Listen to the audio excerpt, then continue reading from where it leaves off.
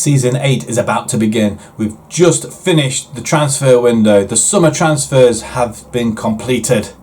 Let's see who we bring in and who we let go.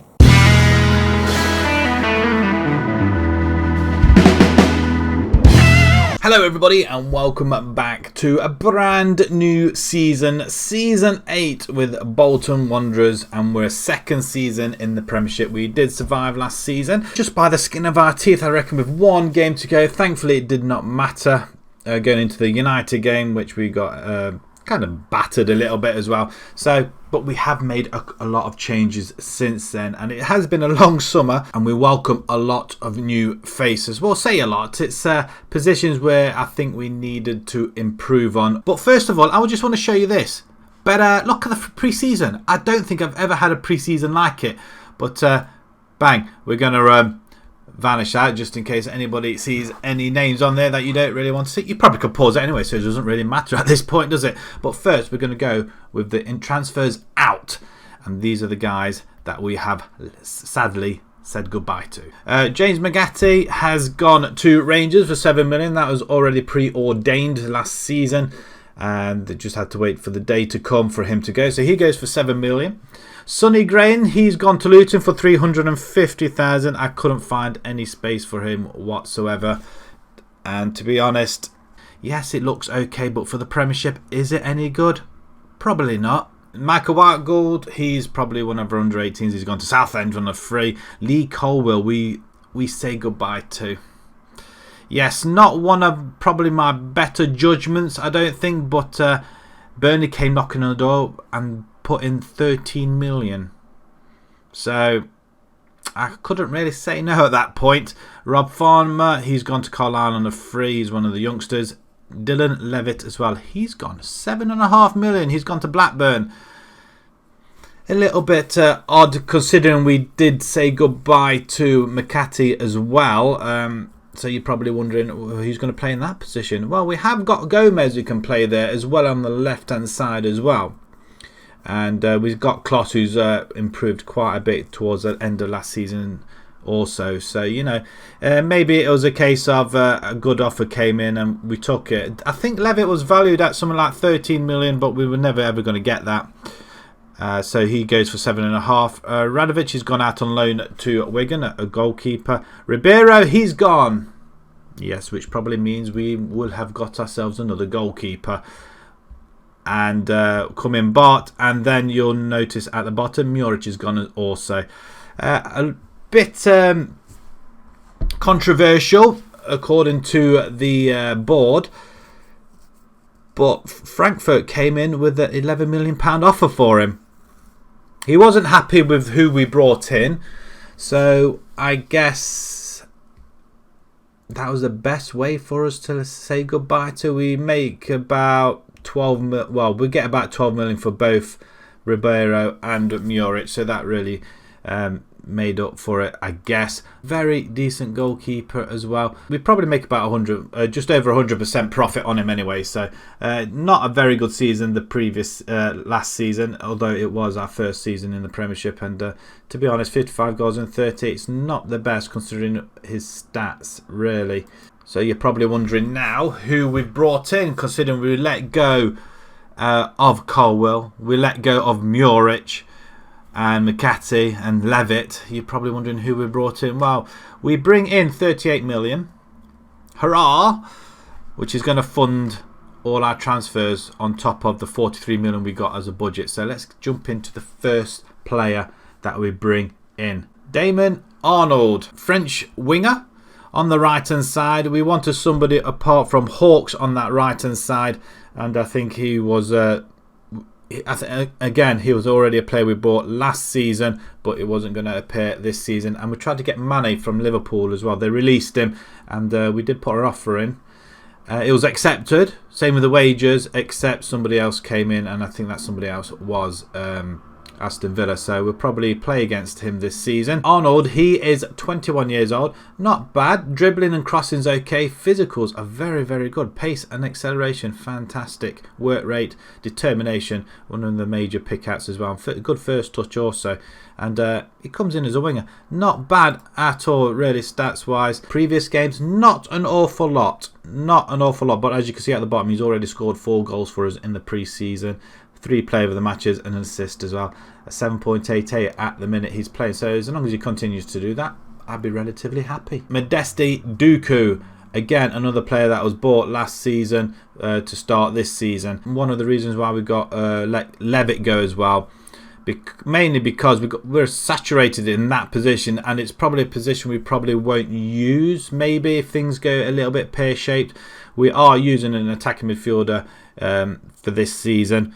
And we've played it all the way through the pre-season, and as you can see, the results were very, very good. Can finish as well. Good first touch, passing and decision making. I think that's going to go hand in hand this season. Hopefully, he's going to be picking the right pass. We do pick him up from Le Mans. £3 million. It's not an awful lot. Not a lot at all. I don't think there was any add-ons. Yeah, about £500,000 add-ons. He's played a couple of games for us already, and he's already in the internationals, so I'm relatively happy with that. Next up is Liam Hughes. Now, he was pretty expensive, but a player I felt like we really needed. Even though Gomez can play on the left-hand side, we brought this chap in because he's bloody good. Crossing and dribbling, acceleration, pace. I mean, look at the greens in there. It looks very decent indeed. He's valued at 23.5 at the moment. He does come in on 50 grand a week though, and by far he's our best player on that left hand side. 28 million he's cost us. I think that's going to go up as well to 33 in total. The board did put a block on it, but I said no, we don't want a block on it. And if you look on his previous seasons, 12 assists, 8 assists, 12 goals, 2 player of the matches, 10 goals, 6 assists. So he's getting better and better and better. And he's not doing too bad for us already. 3 games, 1 goal, 1 assist. And it does make a difference on that left-hand side as well. But at 22 years old, I can't really grumble. I think it was a pretty good decision to make there. So no sooner we spend 28 million to 33 million, we go and buy another star player, and we buy this guy from relegated Swansea. Yes, a little bit more money, as I think it was a little bit more than not. So he's valued at 24. He's on 60 grand a week though. That's one of the cons of bringing this guy in. It does up our wage budget somewhat, but again, physicals, look at it. I mean, there's hardly anything that's out of place there. Determination and work rate. Look at that vision as well. He is going to be playing in midfield. He can play in attacking midfield as well, but mainly in midfield.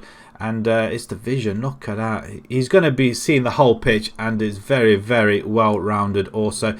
Not so great on the technicals, but he's got very good passing, and he has a long shot on him as well. 21 million though. I think that does rise up up to 24. Not too bad, but again, he is a young player. Not bad season for Swansea last season, but then again, it was in a Swansea side that was relegated. And then we're bringing Bottoli, our goalkeeper, and the reasoning why we could afford to let Muric go as well. He was by far better than Muric. 22 years old, younger. He is on at 23 grand a week, but reflexes, passing, one-on-ones, kicking, handling, aerial reach, commanding of the area, good communication, it's all there. Apart from flair, I'm not bothered about.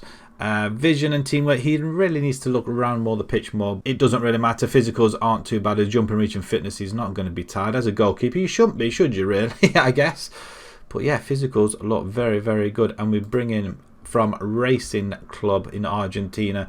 29 goals conceded in 28, 9 clean sheets. The previous season it was 36 and 37, 12 clean sheets, 4 player of the match. He got player of the match as well, 4 times, 6 times in total. 5.5 million. I think he was a pretty good still. We did say we wanted to bring in a better goalkeeper, and I think we may have found him. We wanted to bolster up the defence as well. We tried to bring in centre backs and improve on them positions, but Norville Williams, we bring him on a right back. Yes, we do need a left back because Colwell's gone.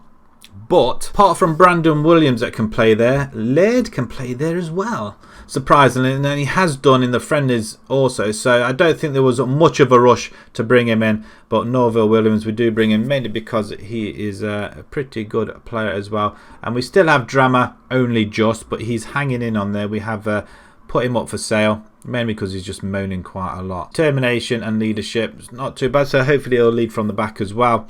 But yeah, 3.5 star, rising up to, it could be a 5, but a very strong right-footed as well. Very, very good in defence. So him and Laird on that right-hand side will be fantastic. But he can also play on the left-hand side if need be. So, but he has got a weak left foot, so we probably won't use him there. We bring him in from Watford, 17 million. 27 games for them last season, 5 assists. So hopefully we're going to try and get him a little bit forward as well. And then we do make a left back signing as well. Daniel Colotti. Again, a player that we have been tracking over the summer. And he just popped it through one of the scouts. And I think he's relatively good as well. Acceleration and pace, that is what we brought. I mean, look at them physicals, 18, 18, 15. He's got a jumping reach, not too bad. So he's not going to be able to get the highest, tallest players at corners and what have you. But again, a player that can play left back. Him and Williams on the left, Laird and Norville Williams on the right hand side, and Drema surplus to requirements at this present moment in time. But yeah, he's got very good bravery. We bring him in from San Lorenzo in Argentina. 7.5 million. A little bit excessive, I guess, but I think it was money well spent indeed.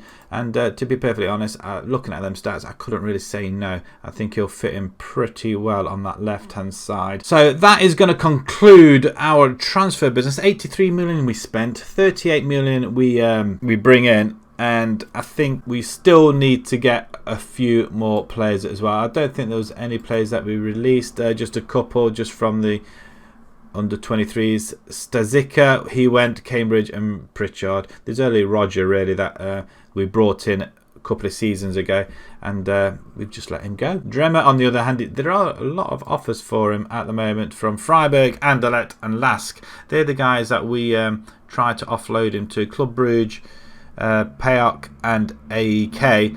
They wanted to pay some of his wages. I wasn't going to do that. So going on to the schedule-wise, look at that. The friendlies went relatively pretty well. We won the Trotter Trophy, one of our very own trophies, and yeah, I was relatively happy with that. We got a little bit of revenue for it, but Fryn was starting to score quite a lot of goals. He has been on form, actually, 5 goals in 4. He's come back with a vengeance after his injuries last season. Finances for this season, still got 15 million in the bank, $500,000 left to spend, and we've got about 40,000 in wage budget.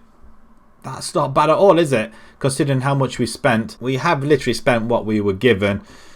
Club vision for this season. We're on course to work within the budget. Play entertaining football. That's all they want. 2-year minimum. Fight bravely against relegation. That's what we're going to be doing again. We'll just see how these players pan out.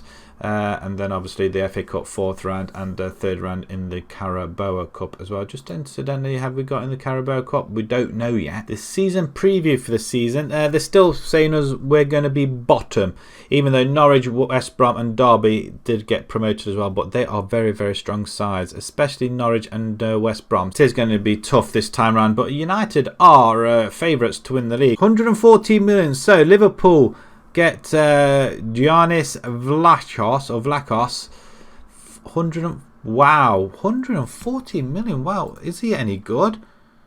Well, that suggests he is. Bayern makes some profit. I mean, is there any add-on clause to that? No, there isn't. But 16, 10, 30, he's doing pretty well. 55 goals, 42 assists, 19 player of the matches. That is some going, that is. 107, Esposito's gone to Barcelona. Man City pick up Jude Bellingham for 99 million. How good is he now? Ooh, he looks relatively good. Cotrone's gone from Wolves to Spurs. United pick up another couple of players there. Vispo and Kingsley Coman. Another one, United, Villegas. 26 million. They're not short of money, United, are they? Let's just have a look. They've got 405 million in the bank. It's nice that you can see this information here as well. I love it. So yeah, with all them transfers going through, did Norwich bring anybody in? Let's just have a look, see if they've actually improved their side. Ongene, Bohr, 80 million. Nagnon from Marseille, 29 years old. Not too bad at the back. That's somewhere where we needed to strengthen at the back, and we kind of didn't do it, did we? Fullbacks, they've concentrated on the back four, really. Let's have a look at West Brom. Did they do any business in the transfer market? Let's have a quick look. 70 million and lose 30. So who did they get rid of? Nobody, really. Who did they bring in? Who's their biggest buys there? They got Tom Kruber. I guess that's how you pronounce it. 25-year-old, not too bad. Again, defensive midfielder. Emmers from Leeds. Boza. Richard Tipple from West Ham. Not too bad. Again, strengthening at the back. I think that's what all these teams are doing, and that's something we probably should have. A Lazaro from Schalke. Not a bad player. 30 years old, though. But again, another... I think... It all looks odds on for seeing them play a 4-4-2 formation, I reckon. And Dabila, not Dybala, Dabila, 29-year-old, another centre-back as well. They're 52 million in the red. And Derby, who did Derby bring in? I'm intrigued as to Derby. Have they got money? Cole Robinson is the manager, but they spent 14 million. Maroney from Southampton, advanced playmaker. Wow, or a striker. That's quite interesting. It's got good dribbling skills there. So overall in the transfer market, I mean, I'm assuming this is just Premiership, £1.28 billion. Liverpool, the highest spend of the 117. Lowest net spend, Tottenham. So we just have a look at who spent the most this window. So United spent the most with 162 million, but they received 144, so a net spend of 80 million. That's not bad going at all. Liverpool second with 118 net spend and receive 105,000, so net spend 118 million. That is a fair whack, that is. Tottenham, we're there actually. We spent 83 million. We spent a net spend of 45 million, so it's not bad at all. But 28 million, the most we spent was Liam Hughes. 8 players in, 10 out. I didn't realise we could do that. So we could actually physically see from this screen, which will probably be a lot better actually in future. That way you can't see who's come and who's gone. That's relatively quite good actually. I do like that. Chelsea, they spend nothing. They let go of a lot of players. 49 million. Do we get to see who they are? Suso, he's gone to Juventus, and Villegas, he's gone to Man United. Apart from that, they've just let people go. So have they got a transfer embargo? They can't bring anybody in or something? I don't know.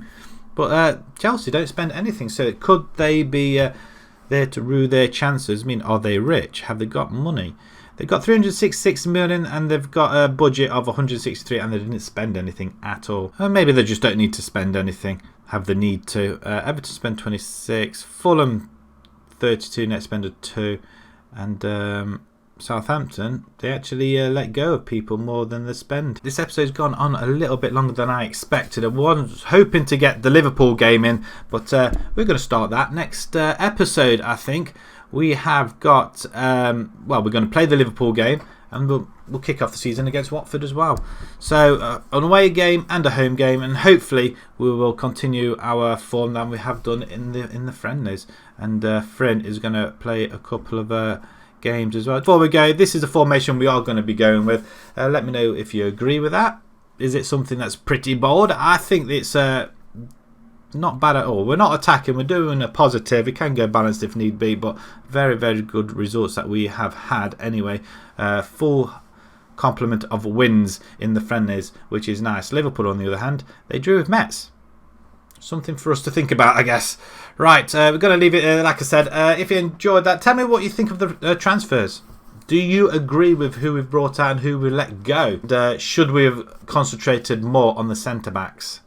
I'm beginning to wonder now, because everybody seems to strengthen there this season. We'll soon see when we kick off the season next episode. So if you enjoyed that, please pop a like on there. If you'd like to see more on the YouTube channel, please subscribe. And until next time, guys, thank you very much for watching. Thank you.